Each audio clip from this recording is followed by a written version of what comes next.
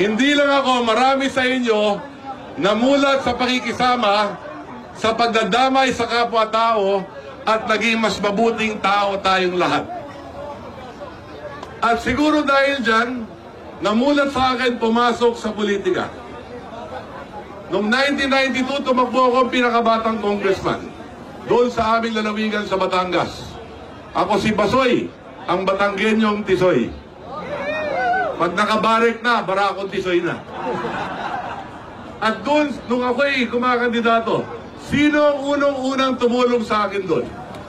Mga kapatid natin sa Triskelion. Tama ba nga? At hinatid nila ako para maging pinakabatang congressman.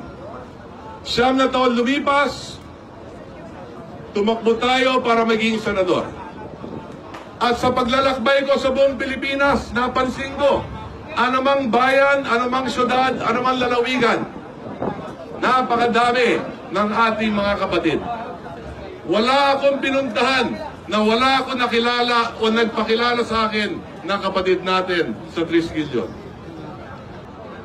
Ginawa rin ninyo akong pinakabatang senador. Maraming salamat sa lahat ng ating mga kapatid.